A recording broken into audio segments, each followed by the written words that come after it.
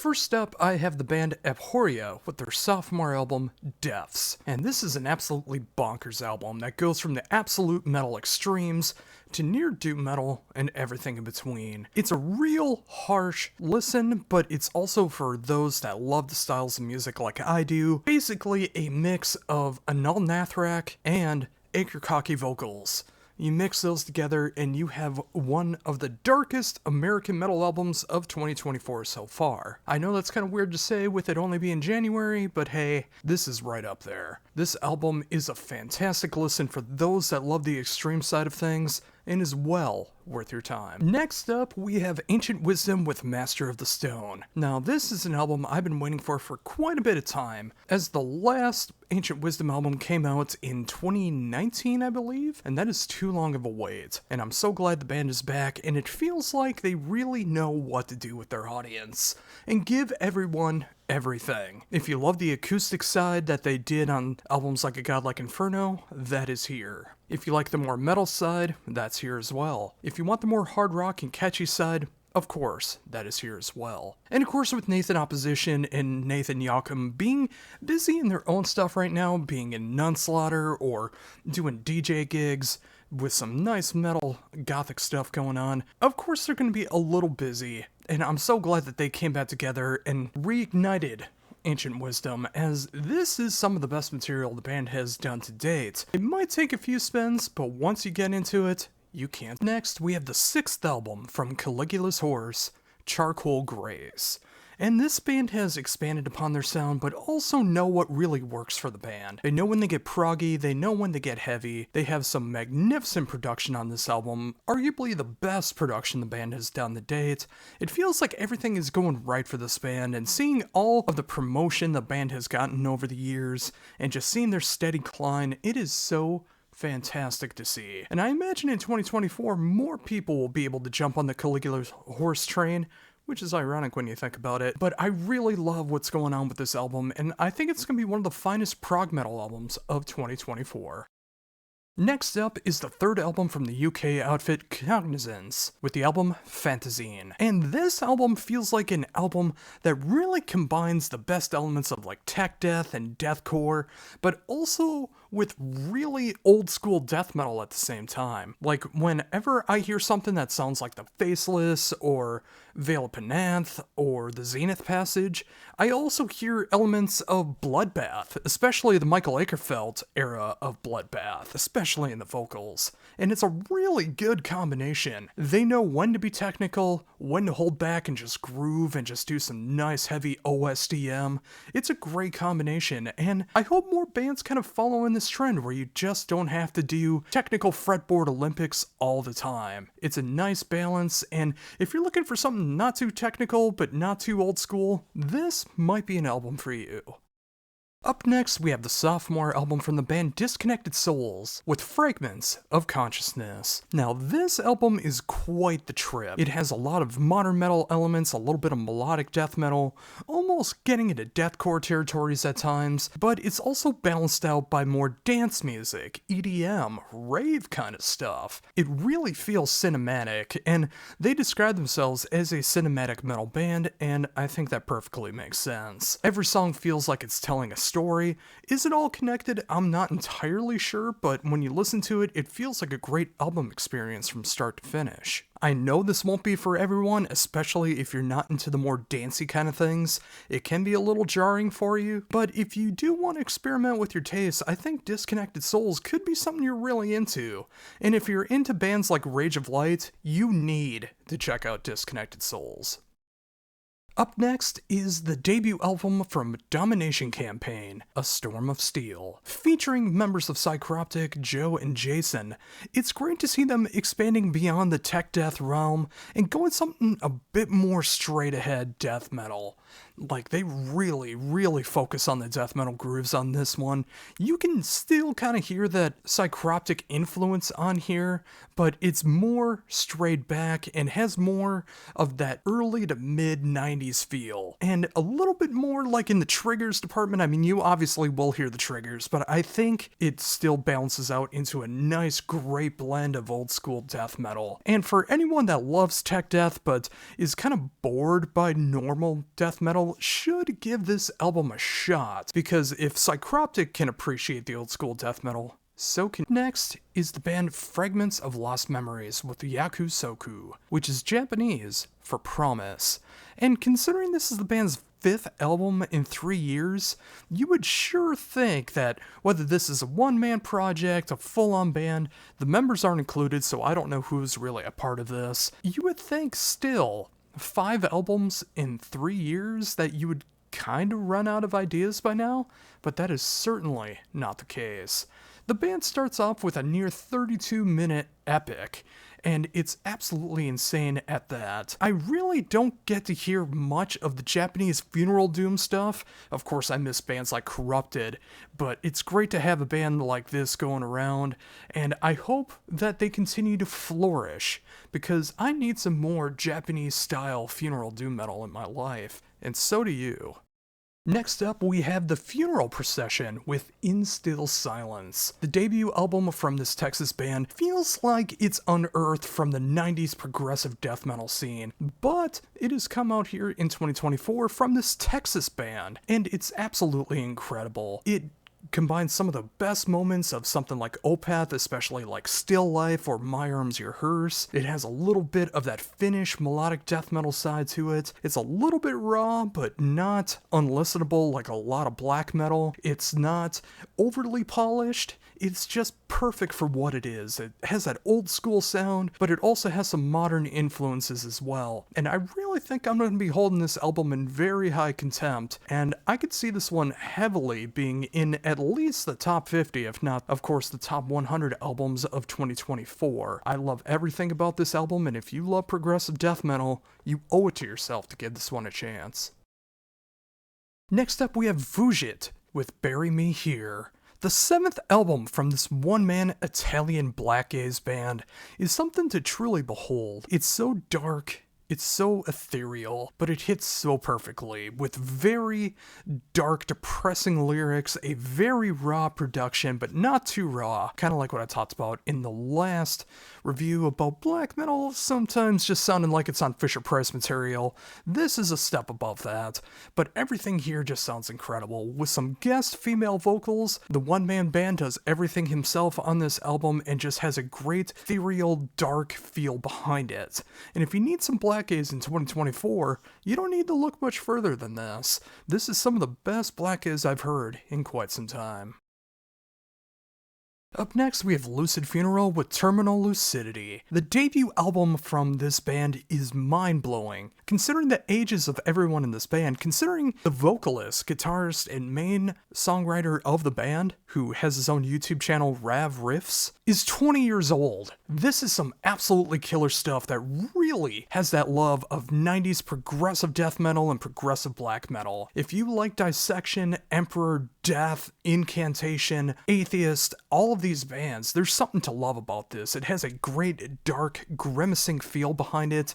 It has a nice raw production that really matches the mood of all of that, but it's done through a 2024 filter, and it's so fantastic to hear. If this is what they're doing on their debut album, I can't wait to see what's next. And especially when you're only 20 years old and putting out music like this, you have your whole life ahead of you to be able to put out more amazing music. Next up, we have Lucifer with Lucifer 5. I can't believe this band is already 5 albums in, and they just sound stronger and stronger with absolutely every single release. I argue this may be the best Lucifer album to date. It just hits that perfect tone of that classic doom metal sound, that occult rock sound, and being super, super catchy. The production on here is stellar. Everyone a part of the band now really feels like they're focused in and making the best stuff possible. Everything here is just going in the right direction. And if you love that occult rock sound and you're not a Lucifer fan, you're doing yourself a huge disservice. Check them out now. One of the best bands in the style going, and it only takes one listen to understand why. Next up, we have the band Mega Colossus with Showdown. And I didn't realize 2 of the members of this band used to be a part of Bloody Hammers, one of my favorite gothic tinged bands. And no, Mega Colossus does not sound like that. They are straight up American bred heavy metal. And it's so cool to hear that too, the diversity that musicians can have. And going into this style, it really does have that American flair of heavy metal going on with it. Of course, it's got the fantasy style lyrics, and you can hear the new wave of British heavy metal going through there, but they're really making it their own. And that's why I really like the revival style metal bands that have been going on for quite some time now. There needs to be more bands like this, especially in America, and while the group is still going strong, I mean the genre group, there can always be more, and I'm excited to hear what Mega Colossus does next. Morning Dawn with their 6th album, The Foam of Despair. This is the first album I've heard from this band, and honestly, I gotta hand it, Banger TV is actually what showed me this band for the very first time, and I am so intrigued. Blackened doom metal with some avant-garde tendencies. Like on the very first song, you'll hear some saxophone in there, which oddly fits and gives it kind of a noir kind of feel behind it. And there's some other elements that you just don't expect that happens towards the end, like a little more electronica moments, which you wouldn't think works, at least on paper, but in execution it works so perfectly. Black and Doom, being able to be experimental with it, and one of the finest albums of January 2024. I'm so excited that I found out about this band, and hey, up next is the legendary Rib Spreader with Reap Humanity, the band's 10th album, and wouldn't you know it, most of the band resides in the US now, considering Taylor and Jeremy are of the band The Absence and the very underrated Necromancing the Stone. It is so great to see this band come back in full force like this and put out just that classic 90s old school death metal sound. That HM2 pedal is in full force here. Thank you, Dan Swano, for making that popular. This is so fantastic of that old school style. And even though the band started in the 2000s, it just has that love for that old school style. It introduces a little bit of newer influences once in a while, but not really anything that would take away from the sound.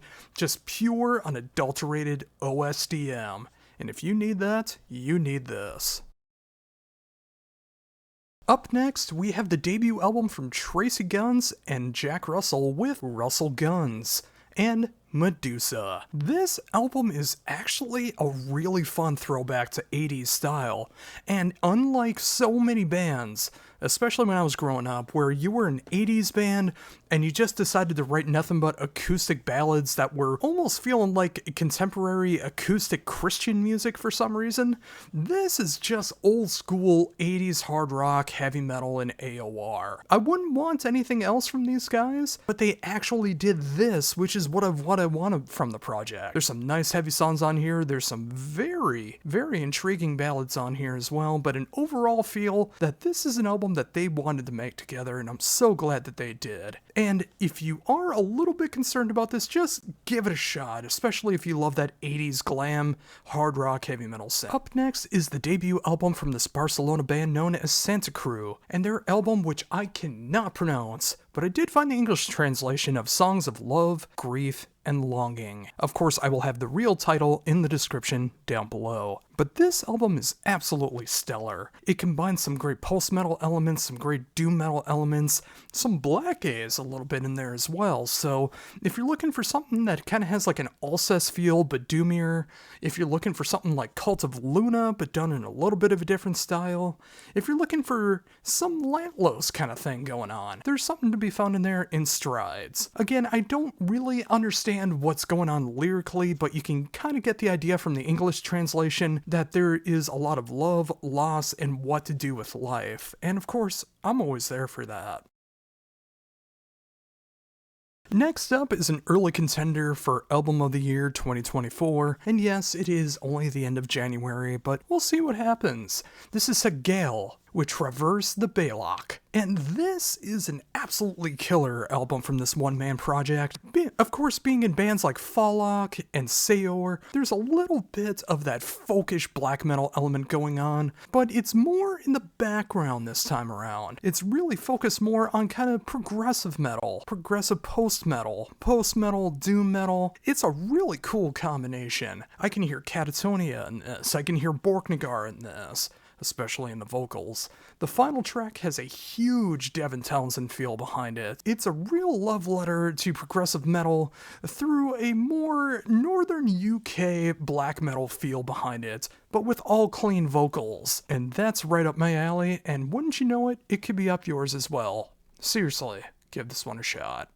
First up, we have the brand new album from Mirath with Karma. I can't believe this album's already coming out today, and it's been an album that's been in the works for quite some time. Obviously, some big changes happened with the band, not just in lineup-wise, but also musically as well. Some of the old-school Mirath fans may not appreciate what they're hearing here because it is much more accessible, it is much more commercial, and a bit more stripped down than before. But on the other hand, this is a great gateway album for people to actually start to appreciate Mirath that don't already know the power and glory that they already bring. There's so much to this album that I enjoy, and it's strange to me because on the first listen, it took me a little bit, but then I finally understood what they were going for. If this is an album that can really work, this could be an album that really makes them be able to have a chance to be able to tour in North America. And isn't that all what we want? Seriously. Give this one a shot.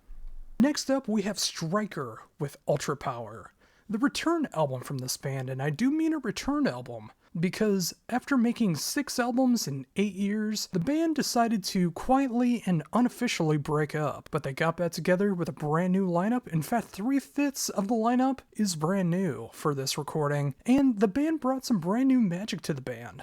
Of course, it continues on with that traditional metal, heavy metal, revival metal sound, but they start to bring in influences of synthwave, some really crunchy, heavy guitar, and did I hear a scream or two throughout this album? I think I did. I'm so curious to see where the band's going to be going from here. This is the most diverse Striker album to date, and if this is the direction that they're going in, I couldn't be more satisfied. First up for what I missed is the band External with their debut album, Dreamscapes. Now, this was a recommendation for me, and this has so much of what I love about modern prog today. The band is taking ideas that have been used over the past 15-20 years or so, but making them completely their own. Imagine a band like Leprous, Textures, and Haken all coming together to make some very bombastic prog. Sometimes it gets into that progressive metalcore, or gent, as a lot of people like to call it, but unless that's a big minus for you, I think you can get over it pretty quickly. Because there's so much diversity throughout this album, the vocals are absolutely insane, the musicianship absolutely top notch, and this might be a very underground prog metal album, and I don't want it to be. I want people to check this thing out, and I want to see this band skyrocket. The only way that can happen is if you check it out. Up now is the band Contact, with a K, with their debut album, First Contact. Now, this album is absolutely bonkers.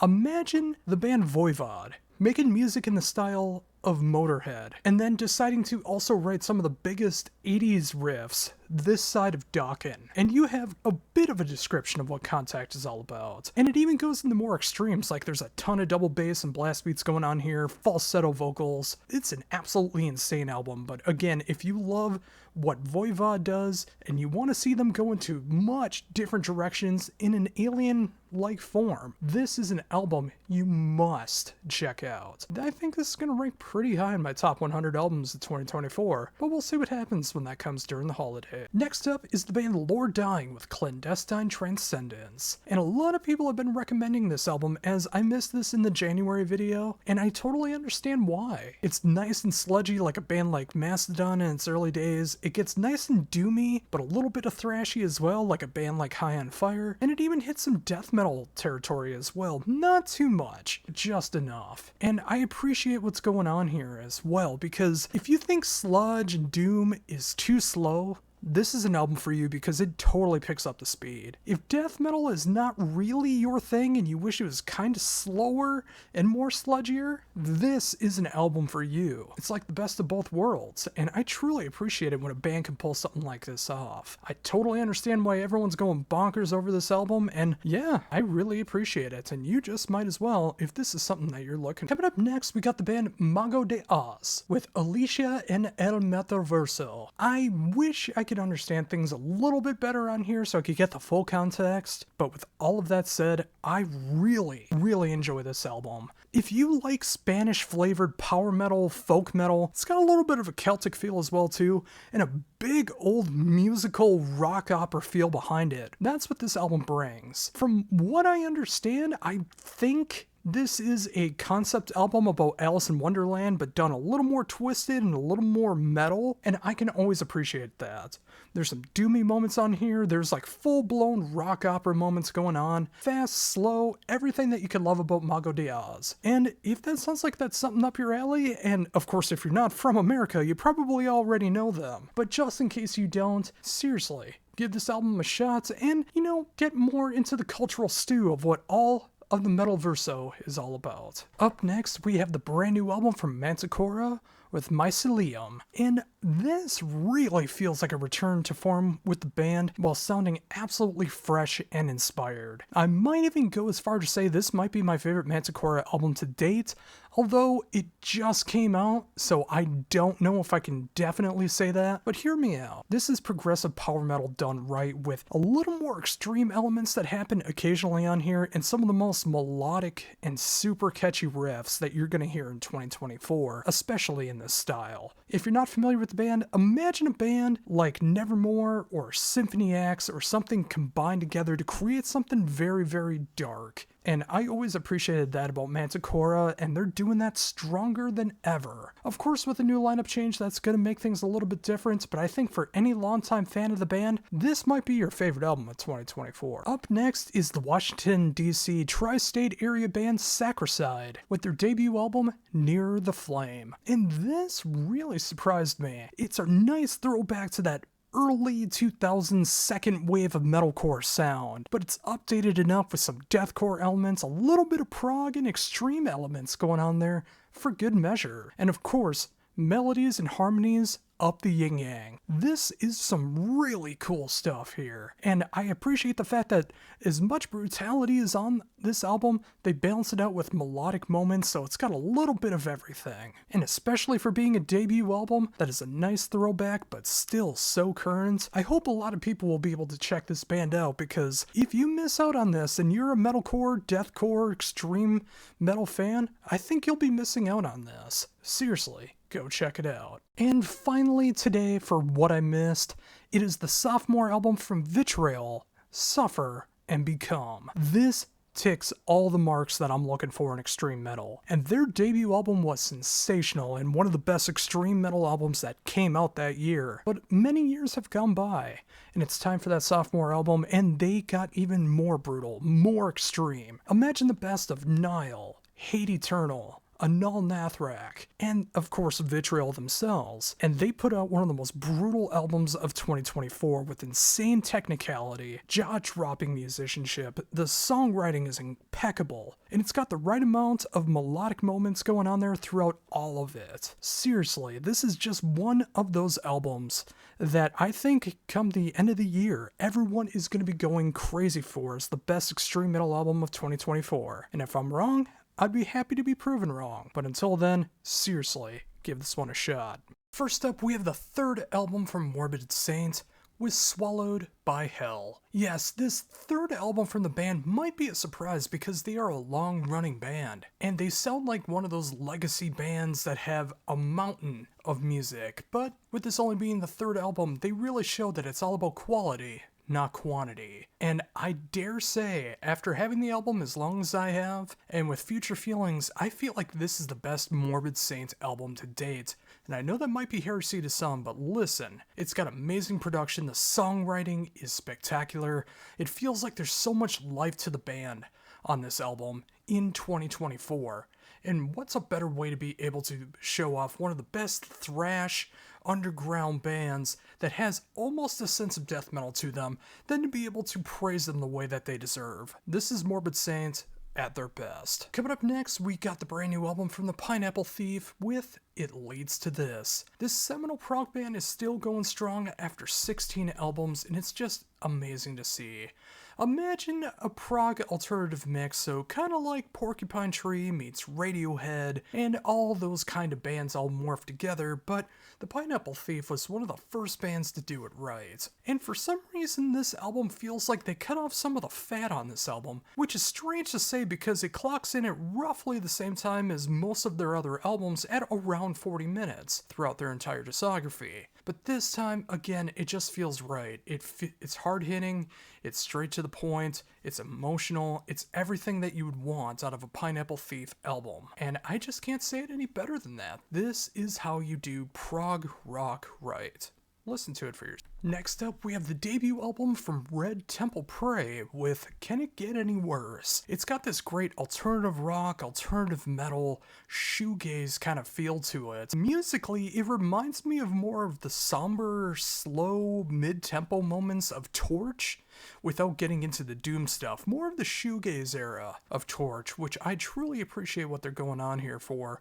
I'm sure there's more like 90s alternative bands you could compare them to, but I like saying Torch for this reason. It's a somber album, it's a lot of coming of age kind of moments going on, which I truly appreciate, and just kind of the state of the world that we're living in right now, both personal and worldwide. It's not every day you get an album like this, and I love seeing where the band is at. The most mellow album that I probably have the entire list, but it's well worth your time if you want to explore. Coming up next is a sophomore album from Spectral Voice known as Sporagmos, and this is my introduction into the band, and all I can say is holy crap, what an album.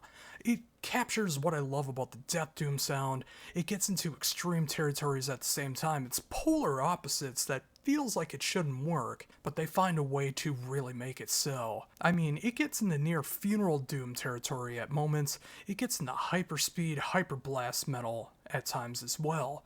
And of course, the lyrical content really makes you think. Everything about this album is something that I appreciate as an extreme metal fan. And if you're not familiar with this Denver outfit, I really think you should give them a chance. It covers the wide spectrum of metal in such a great way to the extremes. And if you need something like that in your life, you need this album. Is the brand new album from Stygian Crown with Funeral for a King. This album is another one of those doom albums that caught me completely off guard, and I love it so much for that reason. It's got that great epic doom feeling behind it, yet it almost goes into slow, brutal death metal at the same time. I guess the way you can describe this is, imagine the epicness of the Epicus, Doomicus, Metallicus of something like Candlemass, but match it up sometimes with the precision and musicality of Bolt Thrower. There's no screams on this album, it's all clean vocals, but just imagine that musically.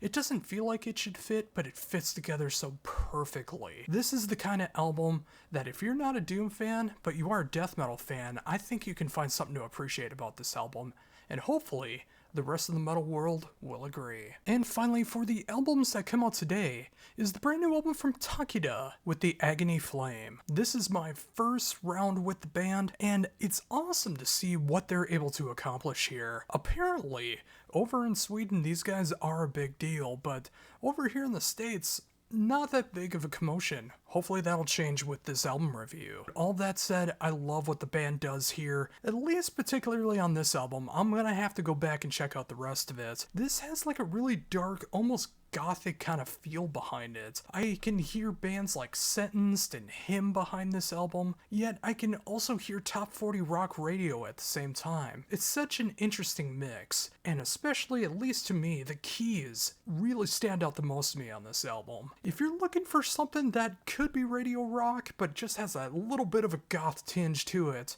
you really need to check out Talk. And starting that off is the debut album from Ad Nihilum with An Escape for the Guilty. Now this is another one of those albums that goes into a lot of extremes in that blackened doom metal sound. Yeah, there's black metal, there's death metal, there's doom metal. It's all combined together in this glorious, unholy sound that just works so perfectly if you like things on the extreme end of things. You got your wicked double bass, you got your growls and screams, you got your slow, epic moments that you hear in doom metal, all combined together in a rock but clear production, songwriting that's absolutely mesmerizing, and a package that is not for the weak of heart. But for those that can really enjoy something like this has gotta be up your alley. Black and doom metal isn't the most accessible genre, but it should. Up next is the fourth album from the band Darkhaven, known as 4. Now, this is an album that is my first foray into the band, but I really love what they're doing here. I can hear 90s and 2000s melodeath going on here, but also at the right times, in the right choruses, I hear commercial top 40 hard rock. None of this should make sense, but it makes sense in all the right ways when you listen to it. It's so catchy, it could get people easily acceptable into metal if they're a rock fan, and vice versa. This is a great middle ground for showing people either side of the border when it comes to heavy music, and I'm all for that. Taking in mind the fact that the music's great, the production is cool, everything about this just hits in the right way. If you're looking for something that balances metal and rock perfectly, give this one a shot. Next up, we have the band Dead Yellow with their sophomore album, What's Left of Them. And this might be my favorite album of everything that I talk about today. This captures everything that I love about the atmospheric black metal, black gaze, post-black metal sound. I haven't been so intrigued by a black gaze album like this since Vetnet Viscar's Sky Swallower in 2013, and I hold that album to such a high regard. Of course, I hold Settler even better than that, but I was already familiar with that. But let me continue on here. There's so much to love about this album. The production is so clear, but just raw enough. The precision of the musicianship is top notch. Everyone in the band is just playing absolutely killer, and this is what this style of black metal is all about. I'd be amazed if anyone can outdo this kind of black metal album in this style in 2024.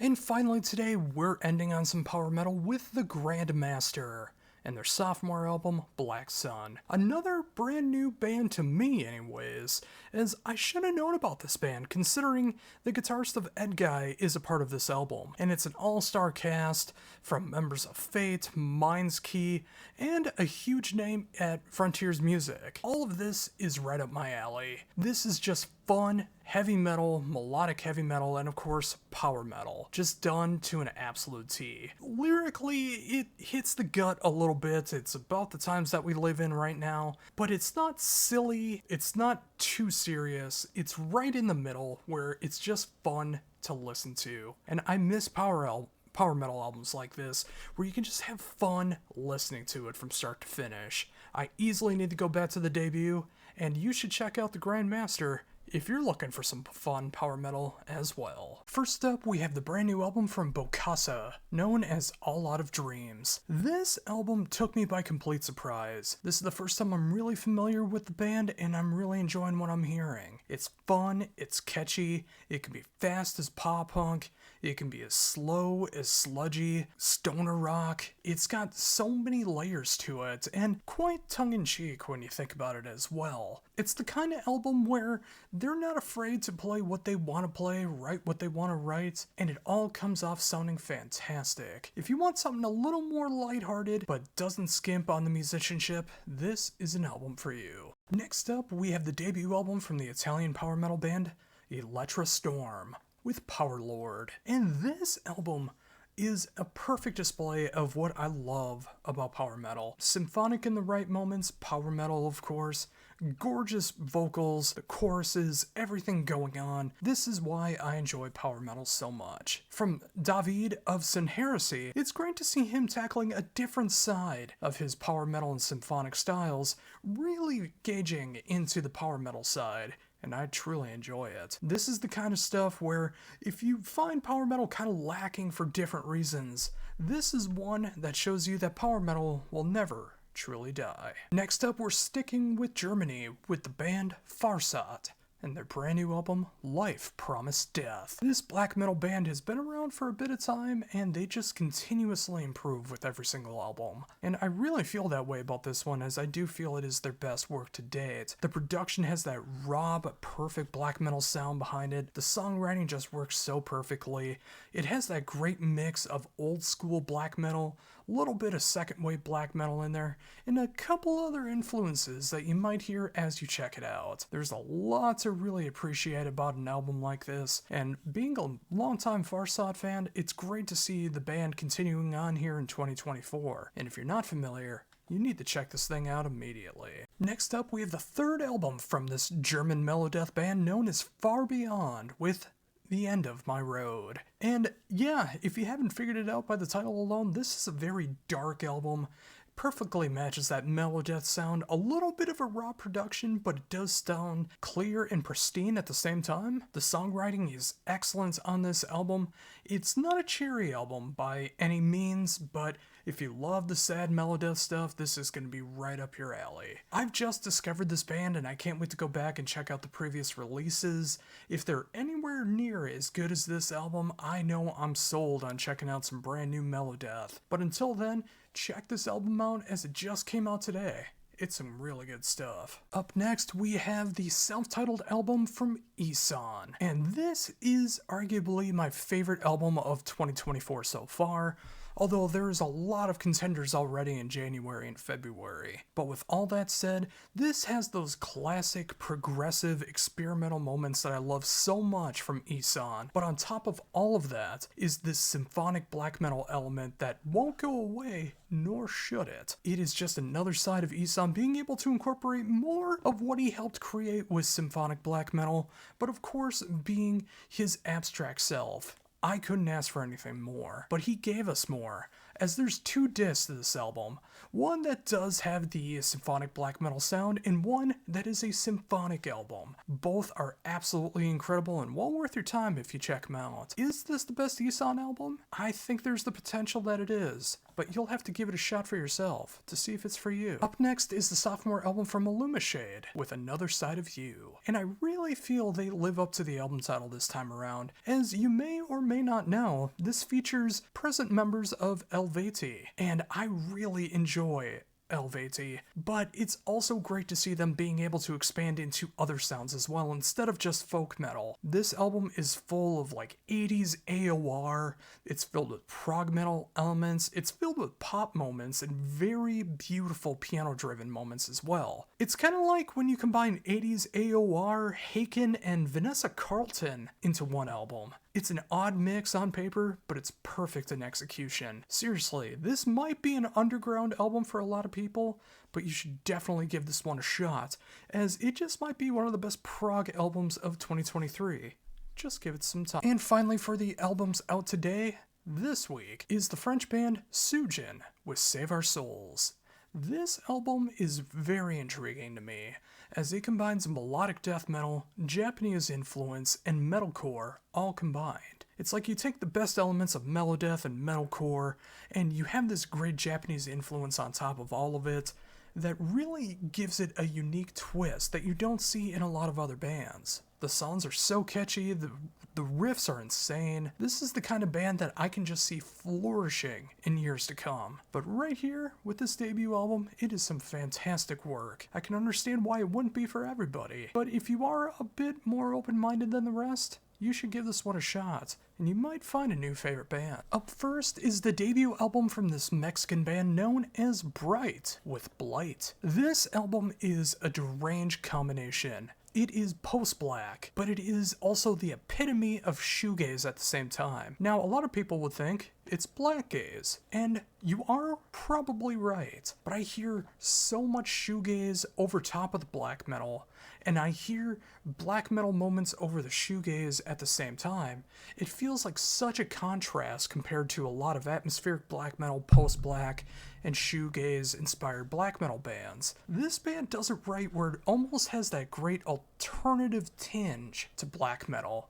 Now, that could throw some people off, but for those that might have some interest in this, I really think you should give this album a shot. It won't be for everyone, but if you want one of the most relaxing black metal albums of 2024, here you go. Up next is the sophomore album from Deathless with The Clairvoyant. Now, this is pure American melodeath, and I mean that in the best way possible, but you also gotta understand, like, there is pure Black Dahlia worship on this album, there's pure Revocation worship on this album, but the band also expands their sound on this album compared to their debut. You hear more elements of what the band is trying to go for, more of the styles that really change the tempo tempo up and the style and everything that's going on. But of course, that American Melodeath sound is here in strides. All of that said, I love American Melodeath. I love what they're doing here. Thrashy enough, death metal enough, progressive and technical enough, and super melodic in the right moments. What else could you possibly ask for in a genre like this? Seriously, check this album out. Up next is some brand new epic doom from the debut album from Distorted Reflection with Doom Rules Eternally. And yes it does. This is an awesome combination of epic doom metal, as there's a lot of bands that do epic doom metal that really draw inspiration from Candlemass, and I'm all here for it as they are the masters of epic doom metal. But they do something with a little bit of a twist. There's more variation in the sound, there's more variation in the tempo, and the vocals remind me so much of Hansi from Blind Guardian. It's a really odd mix to think of Candlemass and Blind Guardian together, but when you hear it, it works so perfectly well. Even those who don't like doom can find something to appreciate about this album. Seriously, this one's flying under the radar, but I'm here to try to give a little more inspiration for you to check it out. Seriously. This is fantastic stuff. And finally, we have some more black metal for you with the band The Infernal Sea with Helfenlick. I actually did an interview for this album, which you can check out on this very channel, and I hope you do, as it is a very cool interview to be able to learn so much more about the horrors of the past, something we should be learning about now.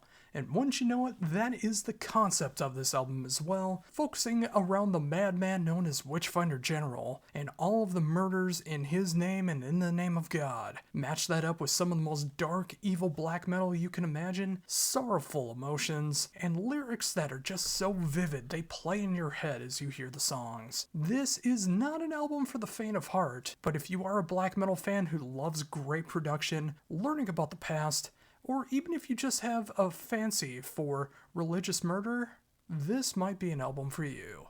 First up, we have the 7th album from Amaranth, known as The Catalyst. The band has been quite polarizing over the years for their display of modern metal, pop, and everything else that goes into their sound. The band has experimented many times over the course of their albums, but I gotta feel like this album is probably the most consistent album the band has made. Olaf, Elise, and company have really focused in on what works for the band, really making poppy, catchy riffs, getting heavy at the right moments, and just showing that they can have fun while doing all of it. While I'm not sure how this will rank as far as like the best Amaranth album, if you are into the band, this should give you nothing but a good time. Next up, we have Borknagar with Fall. Can you believe this is the band's 12th album? I have a hard time believing that, but there goes the ravages of age. This is possibly the most experimental the band has gotten in quite some time. You get the black metal side, you get the folk metal side, you get the heavy metal and progressive metal sides going on, but there's so much more to it. There's so much atmosphere going on, and you can tell the band really wanted to come back strong after their last album. ICS Vortex is sounding as pristine as ever, and of course the rest of the band, how could you leave them out? This could be my favorite Borknagar album in time. It's a little too early to say that, but I think it will happen, and you'll see it pretty high up in my top 100 albums of 2024. Next up, we have Darkest Hour with Perpetual Terminal. I can't believe this is the band's 10th album. Again, this year is really showing that bands of my generation have put out a lot of albums. But I will say with Darkest Hour, this might be one of the best albums that they've ever put out. You can tell the pandemic really affected them, and they really wanted to strive to be the best band that they possibly could be. And on album number 10, they've done so. The riffs are so hard-hitting, the lyrics are so angry and emotional. You can really hear the metalcore sound of yesteryear and what's going on today with the band. They focus in on what they do best, and they just put out that killer second wave metalcore that we all know and love. Darkest Hour might not be the biggest name of that second wave metalcore scene, but they've always been one of my favorites, and you should check them out. Up next, we have Hand of Kaliak with Kareviken, and I really, Really hope I pronounced that right. Yes, this sophomore album from this duo is fantastic stuff if you love folk metal, especially of the early 21st century folk metal, kind of along the lines of a band like Helveti. I really hear a lot of Spirit and Solania on this album, which makes me very, very happy. Yes, the black metal sound, the folk metal sound, the very gorgeous vocals mixed in with the demonic vocals just work so perfectly together. It feels like the best of Scotland all thrown in together. While this album may be going under the radar for some people, it shows that folk metal is still just as strong as ever in 2024, even if you have to look for it just a little bit more. Seriously, if you need your folk metal fix, this is the album for you. Next up, we have the return album from Job for a Cowboy with Moon Healer. This comes out 10 years later, after the band might have broken up after the album Sun Eater. Well, a lot of things have changed, and I'm glad to see the band back, putting out their most mature album to date. Of course, being one of the first bands to really be known for the deathcore sound, the band has really evolved into this technical, progressive death metal sound that really harkens back all the way to the 90s prog death sound into brand new stuff that you would not imagine from the band. Everyone is technical and precise on this album. The production is so perfect for this genre, and it's great to see the band back, because if the band had ended on Sun Eater, they did end on their top note, but they have come back and they might have even peaked over that. Time will tell. But until then, if you've been waiting for this band to come back, or if you just need some great technical progressive death metal, Job for a Cowboy's here with Moon Healer. Up next is Vina with 2 Wings of Ember. This is another side project from Helveti. Funny how I talked about Illumishade last week, and now we're talking about Tvina, and I really enjoy what's going on here. Kind of a polar opposite sound than what you would expect from either band. It's a bit more folkish, but it also incorporates a lot of different styles, mainly kind of focusing on like ancient folk sounds, very Celtic sounds going on as well, very tribal, but it all fits together. It's very poppy, very catchy, and as you go throughout the album, there's a lot of experimentation going on. And it's great to see the other members of Helveti being able to really spread their wings and be able to show different sides of themselves. That said, we still need a new Helveti album ASAP. But if you liked Illumishade, you might like Tvina. Hey, it's some great stuff. Next up, we have the brand new album from Art of Anarchy with Let There Be Anarchy. Now, this band has gone through so many transitions over the years. The first album featured Scott Weiland on vocals, one of his last vocal appearances. The second album featured Scott Stapp, who is now back with Creed. Now this third album, also having to have a Scott in the name, Jeff Scott Soto is now the lead singer of the band, and it feels like the band got tremendously heavier, almost kind of going off of Sons of Apollo, which Bumblefoot and Jeff Scott Soto were a part of at one point in time. This album is also super catchy as well too, but it's a lot more cinematic, a lot more heavy, not so much on the prog side, but going after the heavy metal side. And one of their singles features Cuba Gooding Jr. in an acting role. Bet you didn't see that one coming. Overall, I do enjoy this album, and I love the direction that Bumblefoot has taken this, but where are they going to go next? Up next is the third album from In Autumn with What's Done Is Done. Now, this is a brand new discovery to me, and you know how much I love my doom metal. This is some fantastic stuff, really encapsulating that doom metal sound, but also adding some atmospheric post-metal on top of it as well. It really adds some great atmosphere and cinematic moments on top of some tragedy, which is right up my alley. This whole album is downtrodden, and I wouldn't have it any other way. And for those that are looking for that doom metal sound, but want a little bit more variety than what you're used to, I think this is an album that you should really give a shot. And finally today, we have the brand new album from Vanir with Epitome. This album took me by complete surprise, as this is the first time I've heard the band, and I really regret that, as I really need to go back and check out the 6 previous albums. Starting off as more of a Viking metal band and becoming more of a symphonic melodeath band, this is something that should have been right up my alley from the get-go, and wouldn't you know it, with Epitome, it truly is. I love everything that's going on here, from the epic choruses, the symphonic moments, that melodeath sound of that 90s melodeath sound matched in with some more 2024 flavorings. I couldn't ask for anything more off of an album like this. It just captures so much of what I love about these genres, with great production, songwriting, and technical ability. If you're looking for something a bit more underground, unless you're completely stupid like I am and completely missed the boat with Vanir, you need to check out Epitome. First up, we have Blind Channel with Exit Emotions. And if you want to hear a bit more insight into this album, make sure to go check out my interview of Blind Channel on this very channel. The band is pretty much outside of my wheelhouse for the most part. Violent pop, nu metal, some alternative rock stuff. It's not necessarily my bag. But when these guys do it, they do it in a way that is fun to listen to from start to finish. Think of them as kind of like a Finnish version of Electric Callboy, and you'll start to get the idea. It's just fun, it's heavy, they tackle some real stuff going on in this album, and on this particular album they get some outside help with some outside writers and guest appearances, all to make the music the best that it possibly can be. And for someone who usually just sticks to metal, this stuff is very enjoyable, and it just might be for you as well. Next up we have Devastator with Conjurers of Cruelty. This is my kind of black metal, thrash metal, black and roll, all combined together just to create some fun black metal to listen to from start to finish. Think of bands like Midnight and you start to get into the right direction here, but of course Devastator does it in its own way.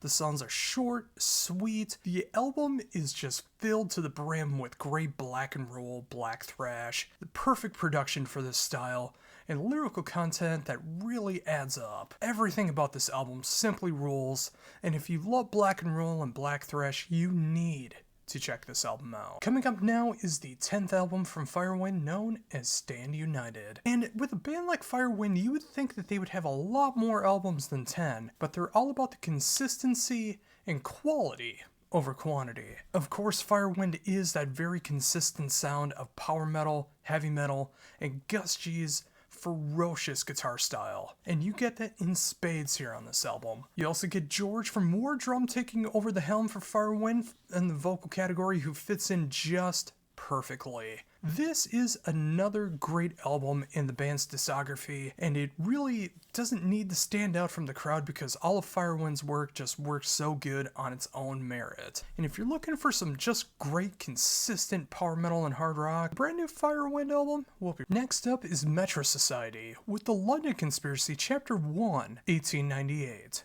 Now, this is a brand new band to me, and I think it's because their debut album came out the year I graduated in 2007. But what I hear here on the sophomore album is very, very intriguing to me, combining the best elements of progressive metal, creating a very interesting concept, and leaving you wanting more, especially with it being Chapter 1. I'm very curious to see where the rest of this thematic piece goes. But for here, there's a lot of great heavy moments going on here. The production is a bit raw, but I think it really fits for the style of music, and it's just some great prog metal. And if you're looking for something that's a little more on the underground side for that, give this one a shot. Up next, we have Suicidal Angels with Profane Prayer. The 8th album from this Greek thrash band shows the band coming out of the pandemic much more mature, wiser, but keeping that consistent sound of thrash that they love so very much. Of course, there's some dynamics on this album, but you know what you're getting with the Suicidal Angels album, and it's pummeling, it's meant right from the heart, and the lyrical content is a bit more varied on this album about the world around us. So if you want a little bit of a history lesson mixed in with your Slayer-infused thrash metal, this is an album that must be coming up on your radar. Now is Salt Dusk with Antithesis. This sophomore album from Emily Hightower is an amazing display of how you do black metal, folk metal, and combine so many different layers of different styles of music to combine some of the most evil sounding but beautiful sounding music out there in 2024. On the debut album, Emily did everything herself. On this one, it is a full-on band, and you can really hear the different layers of different influences going on throughout this album, but that does not take away from the Salt Dusk sound, and it just makes everything feel richer and fuller. This is a surprise album for me, and I'm gonna go back and check out the debut album after this one, because I thoroughly enjoy what's going on with this. And if you need something of that folk black metal sound, you will love this album. I guarantee it. And finally, for brand new albums that come out today, I have Volcandra with The Way of Ancients. This is a brand new discovery for me, and it might be my discovery of the year. Well, at least for bands that have put out more than one album. This album contains everything that I love about metal black, folk metal, melodeath, progressive sides, and so much more. There's so much melody and harmony to this album amongst all the brutality, the evil sounds, and everything else that's going on with the band. Combine that with some American songwriting, combine that with some brutal moments, and you get one of the most fascinating metal albums of 2024. This one's gonna rank very, very high in my top 100 albums of 2024, and it only gets better with every repeat listen. First up for this is the band Counting Hours with The Wishing Tomb. This sophomore album from this near doom supergroup features members of Shape of Despair, Rapture, The Chant, and Cinnabon Urn. And this is everything that I love about doom metal. Thankfully, due to a recommendation, I got to check this one out, and this is by far one of my favorite doom metal albums of 2024 so far. It combines that great funeral doom, gothic doom, melodic doom style that I love so very, very much, with very deep, hard-hitting lyrics, profane production, and just everything that you would want in this style. If you want to hear what all of these members of these bands are doing outside of their main projects, you need to check out Counting Hours.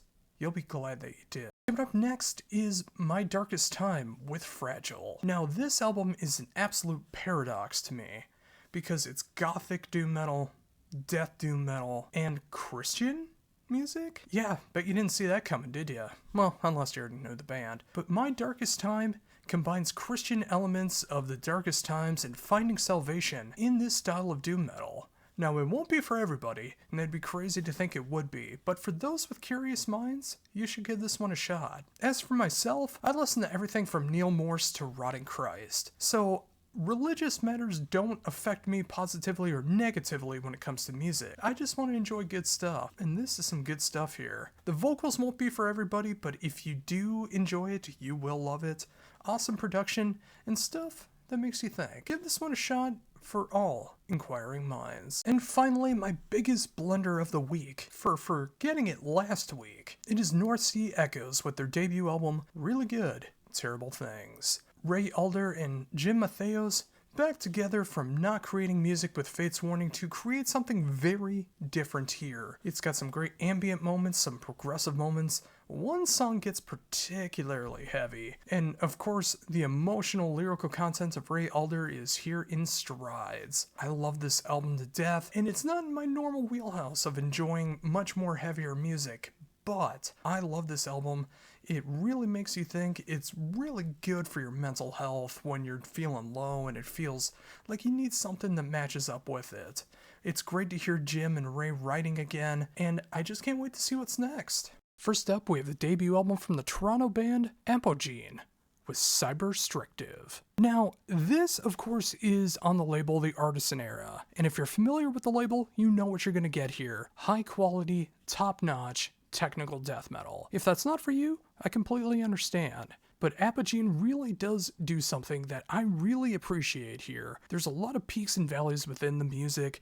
Of course, it's super technical. It can turn on the turn of a dime. There's so many things that are going on with it, but they really know how to write songs, and they know how to show off that masterclass musicianship without just showing wankery. And Max Smith, formerly of Croesus, is the lead singer of this band, and it's incredible to see what he can do outside of Croesus. If you need some new tech death, and if you need something from the Artisan Era, you need to check out Apogene. Next up, we have the legendary band Exhorder with Defectum Omnium. This is the band's fourth album since 1990, and once you know it, they only have 4 albums to their name, but I feel like the band just keeps improving on age. Slaughter at the Vatican is one of the most influential thrash and groove metal albums of all time. In fact, a certain band decided to go along with that entire genre and flip to what they used to do and started going in this style. Wouldn't you know it? I bet you can figure out who it is. But no, seriously folks, Exhorder is back, and they're just putting out some killer music here, with a lot of great punk and hardcore influences mixed in with their thrash and groove metal. It's very aggressive, very left-wing from what I got from it, and I appreciate that. Thoughts and prayers all over this album. This thing rules. And I'm so happy to see the band still together in 2024, rocking just as hard as they did back in 1990. If you want to prove that legacy bands can still put out some of the best albums out there, check this thing out. Next up, we have the Metal Blade debut of Ghost with Prophecy. This is a one-man project who covers such a wide gamut, and it's for the metalhead and the non-metalhead alike. If you love 80s synthwave, there's something here for you. If you love horror soundtracks, of course that's here. If you love industrial, oh yeah, there's plenty of that. And if you're looking for something on the extreme side of metal, wouldn't you know it, that's here too. It's a conglomerate of all of it. And it all makes sense, and it doesn't sound like a giant hodgepodge. It works to perfection. This album feels like the soundtrack to an album I've never seen, but I really, really want to. If your love goes from John Carpenter to Anil Nathrak, you're finding something in my heart. This album rules, and yes, it is an instrumental album. I think it's really beneficial to the music. There's a reason why Ghost is getting so much claim to fame lately. Why don't you go check them out for yourself and understand why? Next up, we have Midnight with Hellish Expectations. This album was written in retaliation to their previous album, Let There Be Witchery, and you can really tell.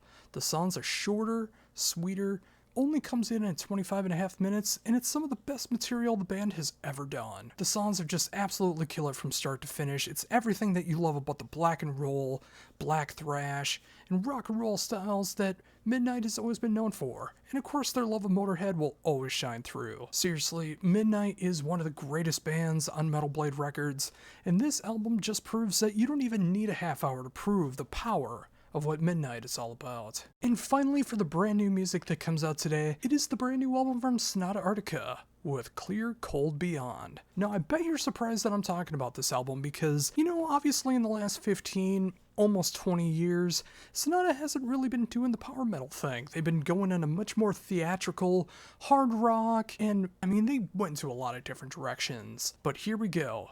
In 2024, Sonata Arctica is back to writing a full-on power metal album, and the world can finally rejoice. Yes, this is easily the best album that they've done in a very, very long time, and I would say it easily beats everything once they stop doing power metal. Even a song that's still very tongue-in-cheek, like California, can be funny and awesome at the same time. You love the double bass, you love the guitar chugging, you love the grand keyboard wizardry, and of course, Tony Kakko's amazing vocals. Everything that you loved about Sonata Arctica is back. First up, we have Blood Opera with songs in the key of death. This album is just pure fun from start to finish.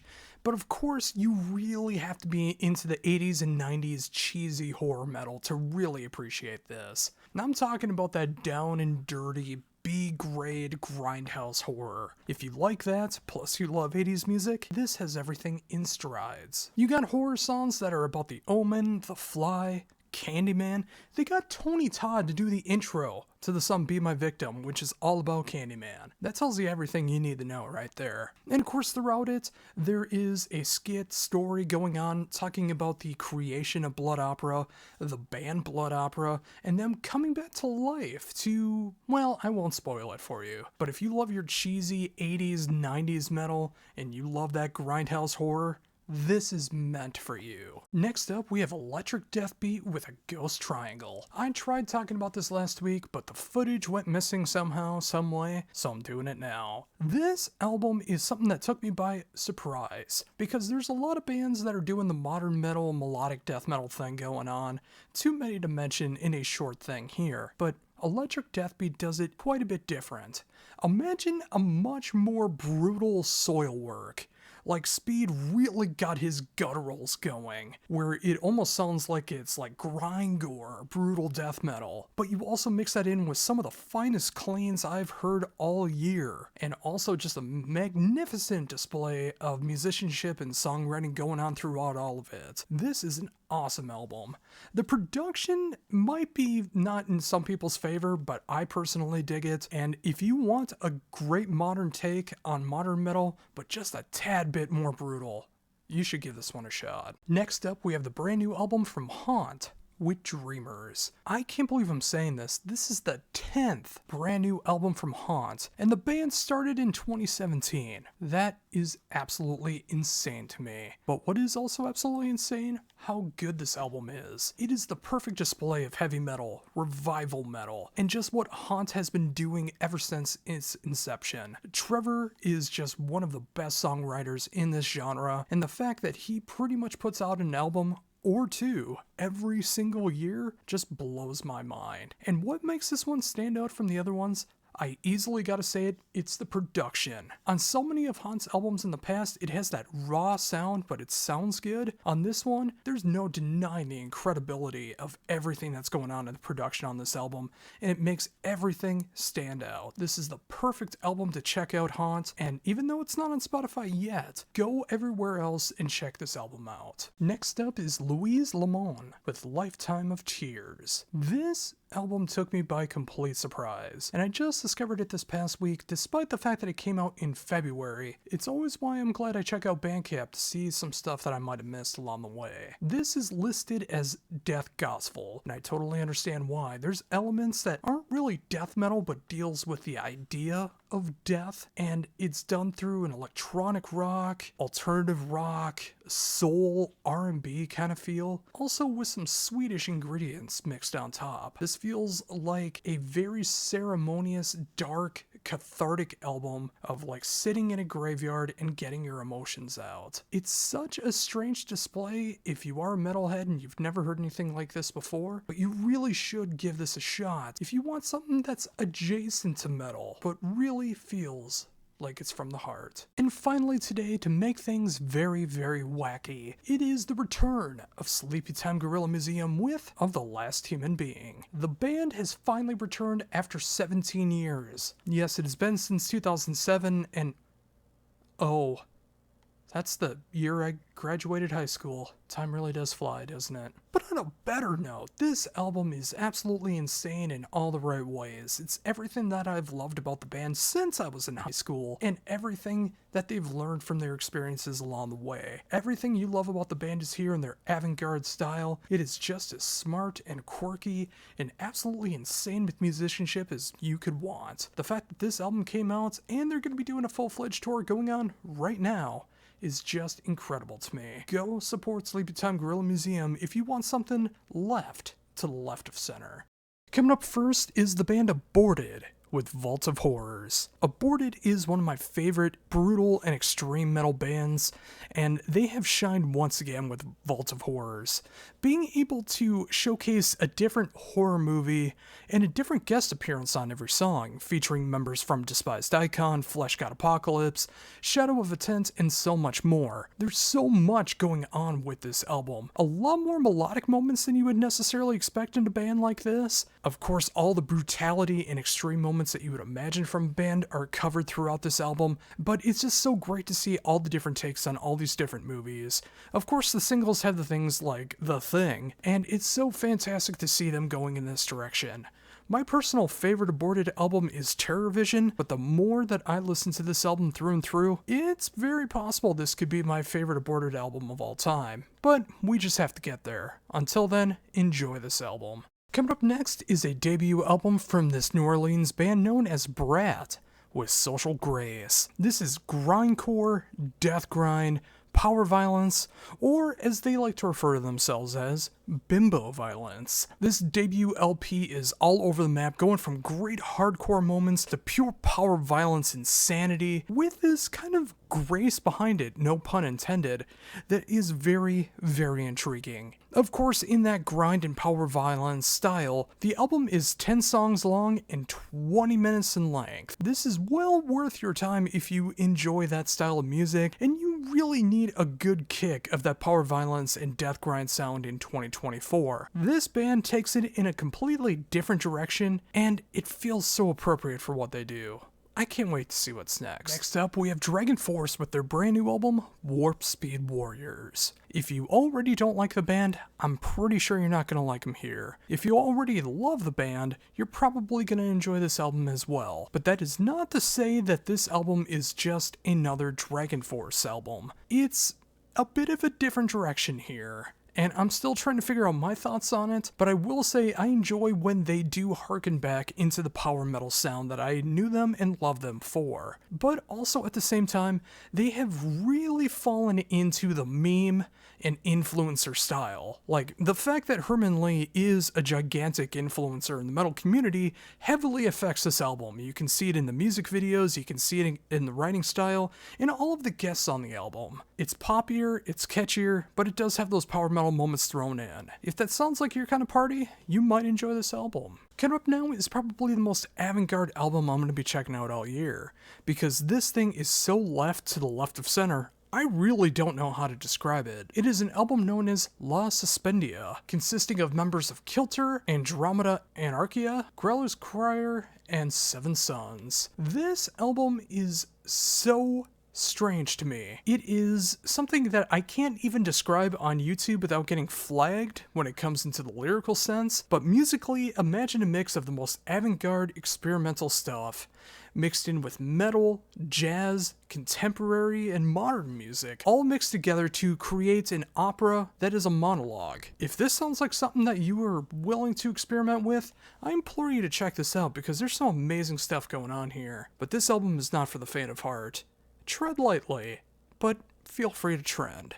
Next up, we have Lords of Black with Mechanics, a Predacity. Ronnie Romero and company are doing some amazing work here with the more heavy metal and classic metal inspired side of what he does, and of course the rest of the band being able to show off that hard rock, heavy metal, and power metal side. This album is another slab of why I enjoy Lords of Black so much, from the tremendous vocal display, the amazing songwriting, production that just fits so perfectly well, and a good look into the world from the past, the present, and what could be the future. Lords of Black always knocks it out of the park, and I'm glad to see they have not lost touch here in 2024.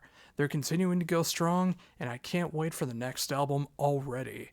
This is some fantastic stuff, and if you've never checked out Ronnie Romero, you need to check this thing out immediately. Up next is the band Lutharo with Chasing Euphoria. This is my first foray into the band, and I gotta say, I think I found one of my new favorite albums of 2024. This combines everything that I love in the styles that they're going for. It is mellow death, it is power metal, just a little bit of prog, just a little bit of thrash, and some of the catchiest, heaviest moments that I've heard in this style. There's something about Canada being able to do melodic death and power metal so very well. I'm not sure what it is, but they do it amazingly well, and you need to check it out for yourself. Everyone a part of this band is doing phenomenally, amazing production, again, such catchy material on this album. I hope Lutharo makes it far, and they have been growing ever since their debut album. I can't wait to see where they go from here. I got Ultimas with their sophomore album, Epic. This three-piece supergroup is consisting of David Vincent, Flo Monnier, and Blasphemer, and they create the perfect blend of catchy, almost melodic, but downright evil black and death metal. And that's something we can all go for in 2024. The musicianship on this album is absolutely extreme and so catchy at the same time. I don't know how they pulled this off. David Vincent, especially after talking about how he doesn't like indecipherable vocals, really puts on a very clear growl display, so you understand everything that he's saying. And of course, the music on its own stands on its own.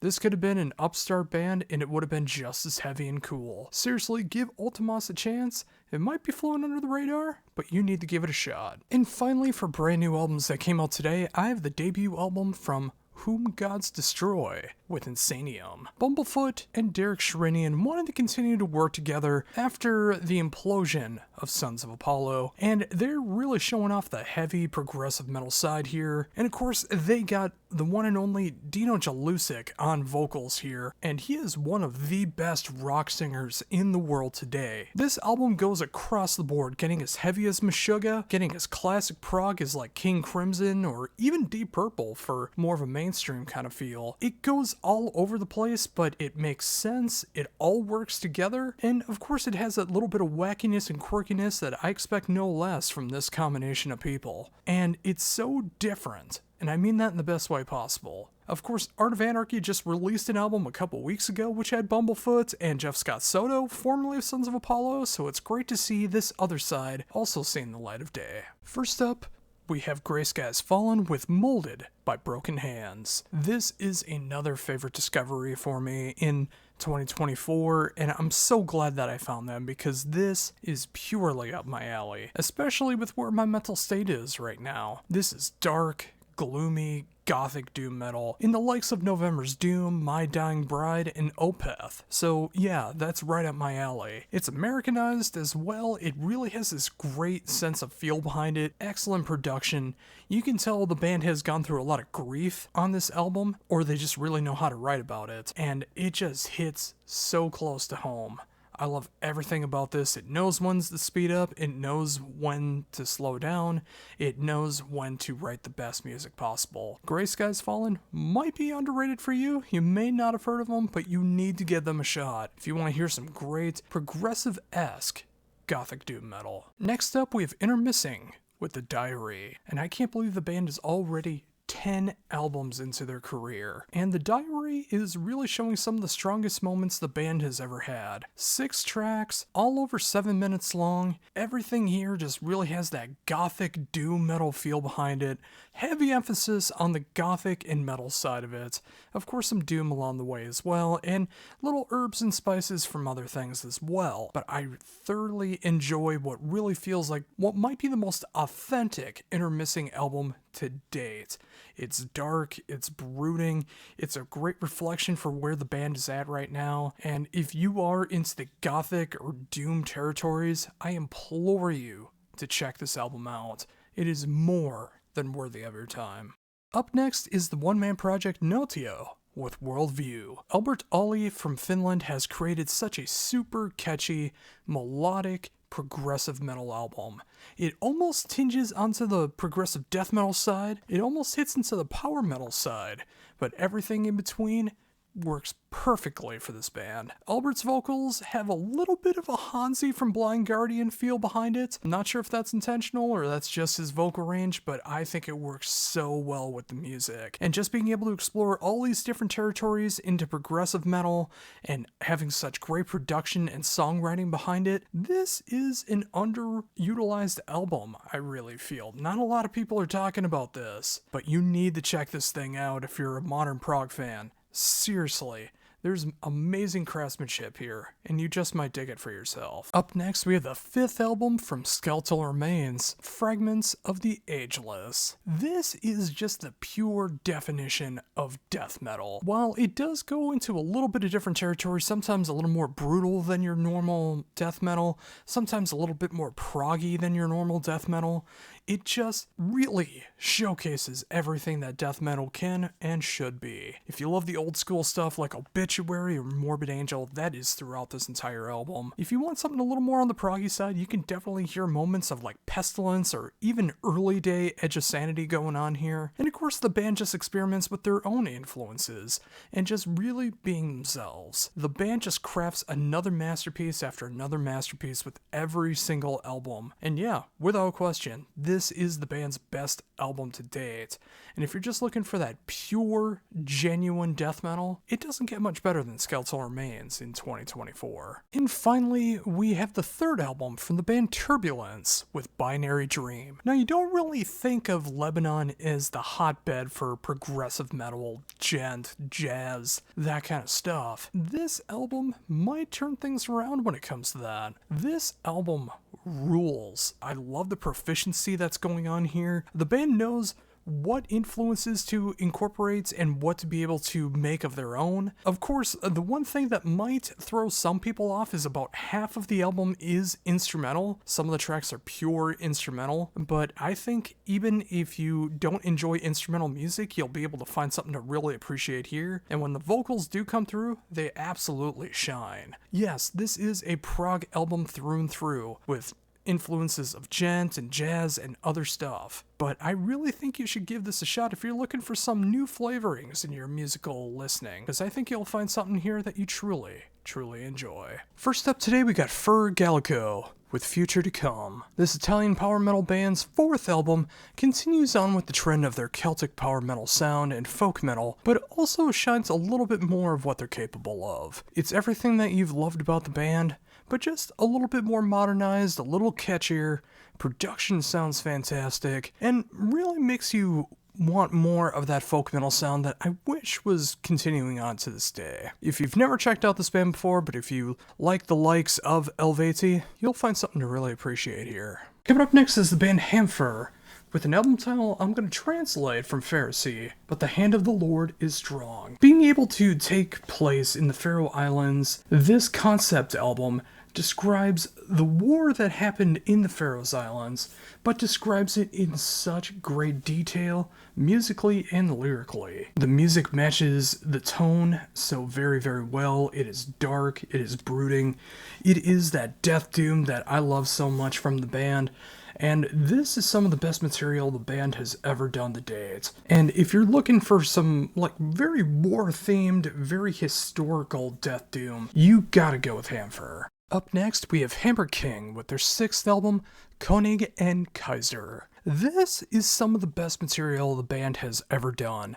Taking a couple years off to be able to write this album, and of course the pandemic, has really made this album so very, very strong. Taking war elements and of course the Hammer King going into much different territory, from Arabia to Atlantia, to even what feels like a cyberpunk kind of feel. Everything feels so perfectly with this album. It has such a great diverse feel behind it, but it feels like Hammer King through and through. Titan Fox V and company have come through once again to create some of the best power metal of the year. All you gotta do is check it out for yourself. Next up, we have the brand new project known as Haller with Rebirth. When Terrence Haller left the Italian progressive power metal band Eldritch back in 2022, he wanted to create some solo music, and it definitely went into a different direction. Rather than progressive power metal, it decided to go into a more 80s AOR feel. You can feel the neon spread throughout this entire album. This couldn't be more 80s if Madonna wanted to dress you up in her love. This is a great love letter to that genre while still sounding quite contemporary and enjoyable for modern audiences. It's very strange to see him go in this direction knowing where he was in the past, but I really dig what's going on here. And if you want that throwback to what is 40 years ago now, give this one a shot. Next up is the band Leaves Eyes with Myths of Fate. The 9th album from this band is kind of a renaissance for the band, where you can really hear the old school feel of what's going on with them. Of course, with the band being around over 20 years now, they wanted to be able to harken back to some of the earlier material, show off what they're doing in the present day, and potentially what to look forward to in the future. Of course, with Liv Christine not being in the band for the past few albums, I know there is a bit of a polarizing feel with this, but I still think you should give this a chance. And if you've never checked out the band before, if you enjoy the works of anything from Epica to Nightwish, you're going to be able to find something to at least appreciate here, if not enjoy further. It may not be for everybody, but I still think if you like that symphonic gothic metal sound, give this new album a shot and get that retrospective of Leaves Eyes with brand new material. Next up is the debut album from Canada's own Omnivide with A Tale of Fire. This is some progressive death metal and technical death metal done to an absolute T. I can hear as much Opeth influence in here as I do Obscura, and that can really throw some people for a loop, but I think they do it in a way that is really satisfying. You can hear them go over the top on the fretboards and do an insane blast beats, but you also hear that melancholic melodies and harmonies throughout that really makes the music stand out compared to their contemporaries. And considering this is just a debut album, there is so much room for growth, and I can't wait to see what will be happening on subsequent albums. But until then, if you're looking for that pure, raw intensity with some really melancholic feels, you'd need to give this one a shot. First up is After Infinity with their self-titled debut. Some Finnish power metal here, and it's so great to see that resurgence of Finnish power metal here in 2024. This stuff keeps a modern tinge, but also harkens back to the glory days of power metal as well. And when you have so many great Finnish voices from bands like Dreamtale, you're doing something incredibly right. I love what's going on here. It's super catchy, it's got some great production behind it, and again, with it being a debut album, I am so curious to see what's going to be happening with this band in the future. Incredible stuff here, and yeah, I can't wait to see what's next. Up next is Bloodshift with their 3rd album, Cosmic Grave. This is brand new material to me, and I'm really enjoying what I'm hearing from this band.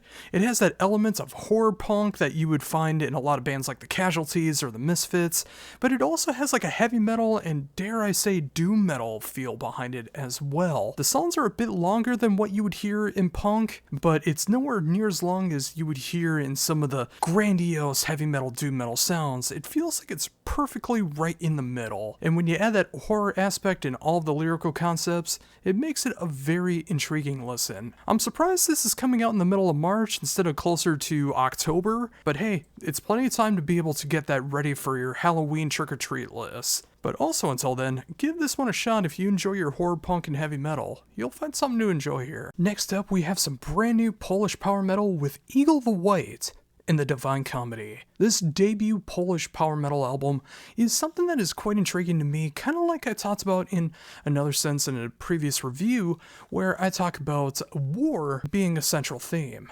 And of course, this isn't like Sabaton style power metal. This is more of a traditional style power metal with some more war themes going on within it. And I do appreciate that this kind of touch with it. And as you don't hear a lot of power metal coming out of Poland, it's a very intriguing listen when it comes to that as well. But also there's some great soaring vocals, the compositions are very well made. The production is a bit raw, but I also think it really adds to the atmosphere of the album. And yeah, another debut album. I'm very curious to see where the band goes from here, but until then, if you're looking for something a little bit different in your power metal, but still a bit more traditional, give this band a shot. Next up, we have the band Einvigi with Monochroma, and I had no idea this album even came out until after it came out, and I'm very disappointed in myself as I love their previous album so very, very much. But this was more than worth the wait. I love everything that's going on here, from its post-black, black gaze sound, to its folk metal elements, to, of course, that alternative rock kind of production and songwriting style that is very captivating to those that aren't even into this particular genre. Everything about this is so cool to listen to, and even though I don't understand a lick of what they're saying as it's all in full-on Finnish, I love the emotion that's being drawn out throughout the vocals and the musical compositions. It really grabs your heart even if you don't understand the Finnish language, and if you're looking for something that has that kind of extreme kind of feel mixed with Alcest, and even, I dare say, that 90s alternative sound, I think you found something really cool here. And yeah, listen to it and see for yourself. Up next, we have Eternal Autumn with Below the Lightless Heavens. This is the band's return album after nearly a quarter of a century, coming in at 24 years ago. And it's great to see this band, who really did start out in that 90s Swedish, Scandinavian melodeath sound, and hearing what they're doing in 2024. Of course, you can hear that modern day sound to an extent, but it still does have that great old feel of like the early day Dark Tranquillity at the gates, and even some Opeth moments when they get some acoustic stuff going on. It's dark, it's heavy, it has melodeath, and that great acoustic sound behind it as well. I know this one might be going under the radar for a lot of people, but if you really enjoy the 90s metal scene over in Scandinavia, you really need to give this album a shot, as it is a very raw underground album that might be just what you're looking for. Coming up next is Licebearer, with a name that I cannot pronounce, so I had to translate it into English from Danish, with the album title, Like a Light in the Night, We All Must Find Salvation. And it's funny, that's a very powerful, uplifting statement, but it's also done through atmospheric black metal and post-metal, which you wouldn't necessarily think would fit into something like that, but hey, that's how it works. The vocals on this album might be a bit polarizing for some people. It really has that very stretched out black metal feel behind it, and the music doesn't necessarily match up with it, but if you listen to it enough times, I think you'll be able to see what they're going for here. It's kind of a polarizing album, but I think it's something that people might enjoy if you like things a bit more on the extreme side. You really like that post-metal, black metal feel behind it that's not necessarily in the post-black or black gaze feel. It's done in its own kind of way. So give this one a shot if you're feeling a bit saucy. Up next is the band The More with Umbra. And this might be my favorite release that I talk about this week. It's been a bit of time since their previous album, Jupiter's Immigrants, and that review, I actually coined the phrase progressive dark metal, which they seem to fully embrace and start even categorizing themselves as, which I feel very thankful for. And with this particular album, they definitely continue on with the progressive and dark metal feels behind it. You can hear parts of, like, say, Nevermore. You can also hear Hypocrisy on this album. There's a little bit of Opeth feel behind it, and of course their own sound from The More. Everything that I loved so much about their previous album, they seem to amp up and change just enough to make this album its own entity and make it truly stand out in this style. And if you're looking for something with that really dark feel behind it, with just enough prog behind it, I definitely implore you to go check out The More and Umbra.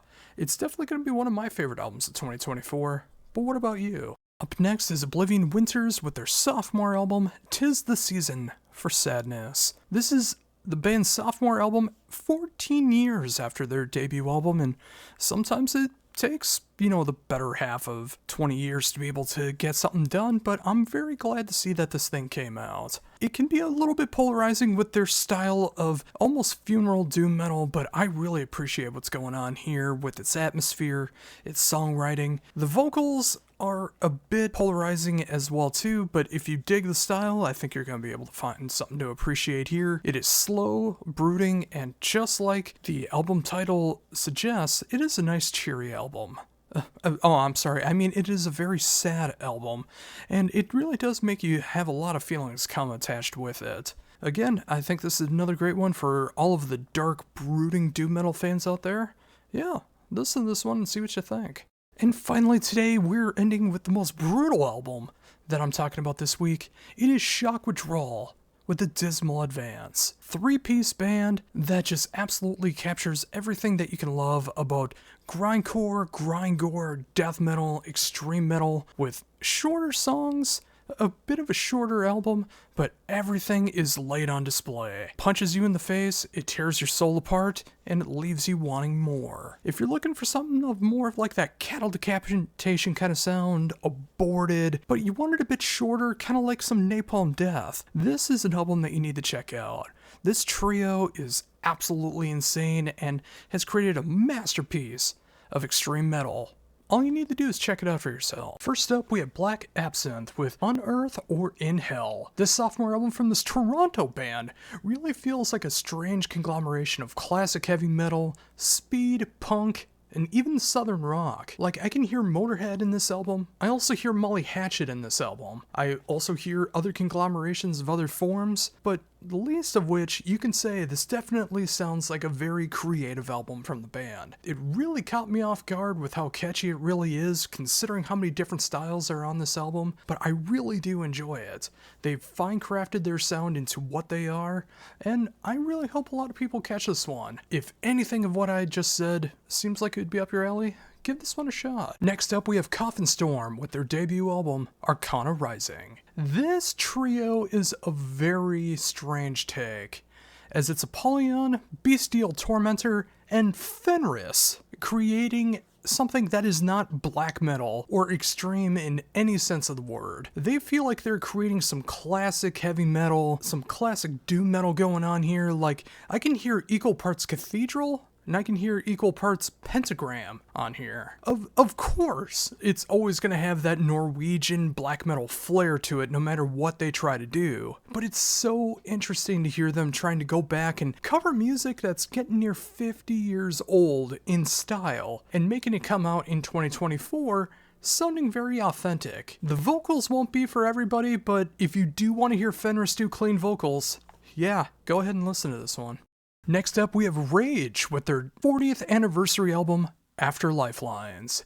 This is a double album that feels very distinct from each other, but fits so perfectly together as well. The first disc, Afterlife, is straight up Rage. And no, for the uninitiated, I am not talking about Rage Against the Machine. I am, of course, talking about the superior German power metal band, and it just sounds like everything that you love about the band. On the second disc, Lifelines, it is the band experimenting with a symphonic orchestra. The band still sounds like Rage full on, but hearing those emotional string sweeps and the other instrumentations of the orchestra really backing up the power of these songs, it feels so natural together. And of course, when you mash them together, After Lifelines, nice little pun. It's great to see a band doing a double album like this, celebrating their 40th anniversary, and putting out some of the best material the band has ever done. Next up, and the final brand new album I'll be talking about for March 2024 is Sum 41 with their final album and double disc album, Heaven and Hell. This is an album of two halves. The first half, Heaven, is very much of that late 90s, early 2000s pop punk sound that most people know them for, and this feels like it never lost a step. This feels like it just came out right after Does This Look Infected. When you can pull that off and it sounds authentic, you've done a great job. The second disc, Hell, is very much of their heavy metal days. I compare it to the album Chuck, which I feel is their superior album. Some people may disagree, but it's great hearing that heavy metal side, but also that just right amount of pop that goes along with it, and also a very curious cover of the Rolling Stones Painted Black. If this is the note that they're going to be going on, this is easily one of the best ways that you could go out, one of the top albums the band has ever done. First up for what I missed is The Bleak Picture with their debut album, Meaningless. And boy, does that hit home. This is a very melodic death doom album that really hits home for me. The lyrical content is a great description of how mental health works when you're battling your demons, and the music matches it so perfectly. Melodic in the right parts, full of that dreaded doom, and the vocal display really matches up. The fact that this is just a debut album has me so curious about what will happen with this band in the future, and if you can already hit that tone on your first album, it's only going to get better from here.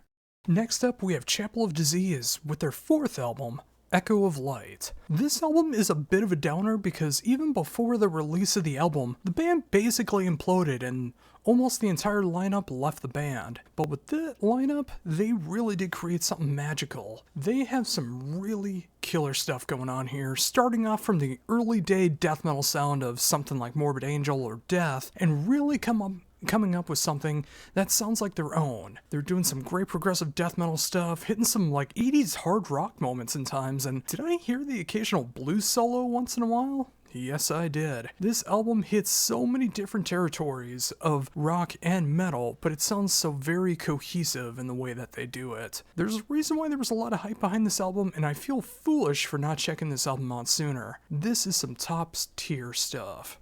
Next up is the band Siverus, or Shiverus, I'm not entirely sure, with Maze Envy. This sophomore album from this LA band combines the best of blackened, death, and doom metal into one conglomeration that can hit all the different territories but still sound cohesive. It does kind of have like a maze kind of feel behind it. It's not just a great album title and especially album cover. It really does match up with the music because sometimes you can feel lost, but once you figure everything out, it all comes together nicely. It can be very slow and brooding. It can hit the tops of the most extreme death metal and everything in between. If you're looking for an album to pair this up with, I highly recommend Spectral Voice with their brand new album Sporagnos. That would be quite the tour, and I would love to see that happen at some point. But until then, check them out. But also check out Maze Envy if you're looking for something that hits all of the extremes. Next, we have the German duo known as Daunt with their self-titled debut. Yes, another debut album coming from Germany this week, and this really hits the territory of like the really heavy doom,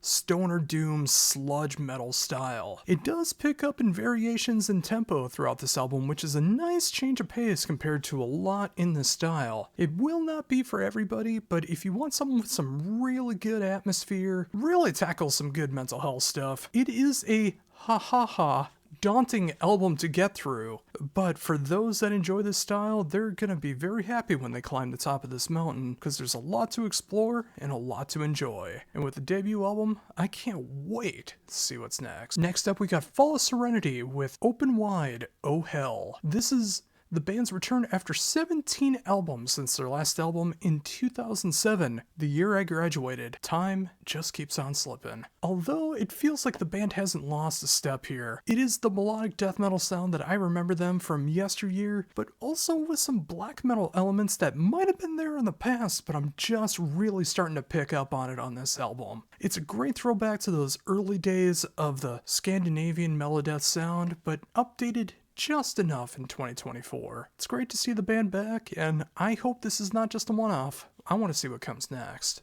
Next up is Moon Incarnate with Hymns to the Moon. And wouldn't you know it, another German duo debut album for this week. What are the odds? Well, this album definitely goes down into the more gothic doom territories. It's a bit more raw, it's a bit more very static, but I think it really fits in its favor. Imagine bands like My Dying Bride, kind of combined with some, not all, but some of the gothic overtones of Moonspell, and especially that early day Anathema Death Doom sound, and you start to get the idea of what Moon Incarnate is all about. There's a lot of spoken word on this album, mixed in with growls, and I know that won't be everyone's bag, but if you dig that kind of style, you're going to find something to appreciate here. And yeah, I can't say it enough with debut albums. This is something that's so curious to me, and I'm very curious to see where the band's going to be going on from here. Next up, we have Necrophobic with Into the Twilight Grey. 35 years into this band's career, and this is their 10th album, and dare I say, potentially their best album that they've done. It feels like they finally, after all these years, figured out that magic formula about what to make black and death metal work, especially in the style of Necrophobic, and they do this album to perfection. Every song on here rules. It's just that perfect combination of what you expect from the band, a little bit of new influences, but not too much, but just overall that authenticity that you really want from a band like this, otherwise it's gonna fall flat and stale. There's a reason why so many people have talked up this album, and I wish I would have heard this album sooner, but hey, I'm glad I still caught it in the first quarter of 2024. This is how you make black and death metal. All other bands in the genre need to take note. And finally today, we're hitting back to Germany and Finland for this band's 5th album, the band known as The Order of Nosferat and The Absence of Grace.